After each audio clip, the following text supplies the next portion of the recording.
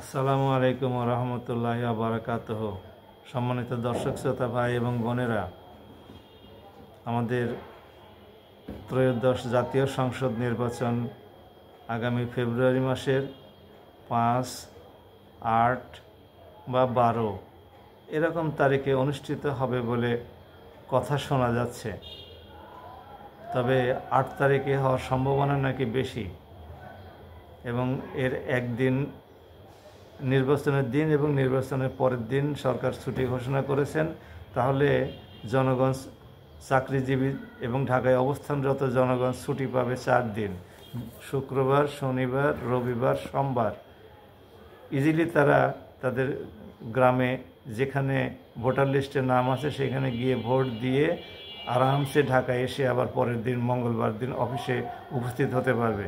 কাজে 8 তারিখটাই সম্ভাব্য দিন হিসেবে আমরা ধরে নিচ্ছি। আর যদি 5 তারিখে হয়, বৃহস্পতিবারে হয়,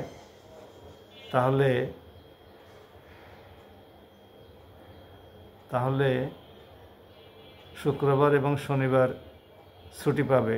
সরকারকে 2 দিন ছুটি দিতে হয় না। বৃহস্পতিবার, শুক্রবার, শনিবার তো ছুটি থাকবেই, শুধু বৃহস্পতিবার 1 দিন ছুটি দিলে 3 দিন ছুটি পাবে চাকরিজীবীরা, ঢাকায় অবস্থানকারীরা। এটাও হতে পারে, আমরা জানি না সরকার কি ব্যবস্থা গ্রহণ করেন, সরকার কোন তারিখ, নির্বাচন কমিশন কোন তারিখে নির্বাচনের দিন ঘোষণা করেন। যেদিনই ঘোষণা করা হোক না কেন, রাজনৈতিক দলগুলো মাঠে নেমে গেছে। বিএনপি 237টি আসনে মনোনয়ন চূড়ান্ত করেছে, আরও 63টি বাকি আছে।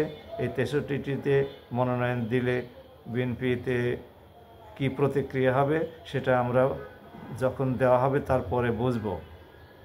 জামাত এবং তার শরিক দলগুলো 300টি আসনেই প্রচারণা শুরু করেছে। জামাতেও নাকি কিছু পরিবর্তন ঘটতে পারে। এই পরিবর্তন ঘটলে কুমিল্লাতে যেরকম একটা দুর্ঘটনা ঘটেছে, জামাতের বিরোধী প্রার্থী বিক্ষোভে নেমেছে এবং তার সমর্থকরা বিক্ষোভ প্রদর্শন করেছে, এরকম ঘটনা ঘটবে কিনা আমরা সেটাও পূর্বাভাস দিতে পারি না। তবে আমরা এরকম কোনো ঘটনা আর না ঘটুক এবং তফসিল ঘোষণা হওয়ার সাথে সাথে সকল দল নির্বাচনে ঝাঁপিয়ে পড়ুক, গোটা দেশবাসী নির্বাচনে ভোট অংশগ্রহণের আনন্দে উদ্বেলিত হয়ে উঠুক এবং আমাদের নির্বাচনটা বিশ্বের কাছে গ্রহণযোগ্য হোক এবং দেশের জন্য অনুসরণীয় হোক, এই প্রত্যাশাই করি। তবে আমাদের একটি অনুরোধ হলো, আপনারা এক দল আরেক দলের বিরুদ্ধে কোনো কথাবার্তা বলবেন না, কোনো বিষোদ্গার করবেন না, কোনো হিংসা প্রতিহিংসামূলক মিথ্যা কথা এগুলো জনগণের সামনে তুলে ধরবেন না।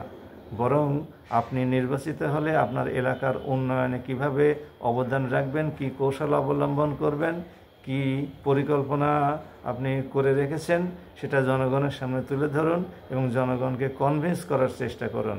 তাতেই বরং বেশি কল্যাণ হবে। কাদা ছোঁড়াছুড়ি করে কোনো লাভ হবে না।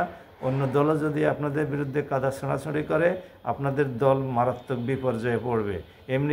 এমনি আপনারা নানান রকমের বিতর্কে জর্জরিত। তারপরে একই নির্বাচনী এলাকায় একাধিক প্রার্থীর প্রতিদ্বন্দ্বিতায় আপনারা ক্ষত বিক্ষত। সুতরাং আপনারা সাবধান থাকুন এবং সহনশীল একে অপরকে অভিনন্দন জানিয়ে নির্বাচনের মাঠে, প্রচারণার মাঠে একে অপরকে কোলাকুলি করলে আপনাদের অসুবিধা কি? এতে কি আপনাদের সম্মানহানি হয় নাকি সম্মান বাড়ে? জনগণ এটাই তো ধরে নেবে যে আপনারা একে অপরের প্রতি সহমর্মী, সৌহার্দ্যমূলক। এটাই তো জনগণ, এটা আপনাদের মহানুভবতা বলে সবাই জনগণ মেনে নেবে। আপনারা এটা করেন না কেন? এই সংস্কৃতি চালু করেন না কেন? আপনারা সেই পুরনো বস্তা পচা সমস্ত বুলি এখনও আউড়িয়ে যাচ্ছেন। এই সমস্তগুলো কি দেশের যুব সমাজ আর খায়? 4 থেকে 5 কোটি যুবক কি আপনাদের এই সমস্ত কথাগুলো আর গ্রহণ করে? এগুলোকে প্রত্যাখ্যান করেছে তারা। 4টি জাতীয়, বাংলাদেশের 4টি বড় পাবলিক বিশ্ববিদ্যালয়ে তাদের ভোটাধিকার প্রয়োগের মাধ্যমে। এর থেকেও আপনাদের কি কোনো সম্বিত ফিরে আসে নাই?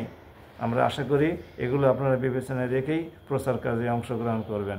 আমার এই ইউটিউব চ্যানেলটির নাম হলো ডক্টর আতাউরস অ্যানালিসিস। আমি রিপিট করছি, ডক্টর আতাউরস অ্যানালিসিস। মেহরবানি করে এটা সাবস্ক্রাইব করুন এবং আপনার যে বন্ধুবান্ধব আছে তাদেরকে দেখার সুযোগ করে দিন। আর আপনাদের এ ব্যাপারে কোনো মন্তব্য থাকলে কমেন্ট বক্সে আপনাদের মন্তব্য লিপিবদ্ধ করুন।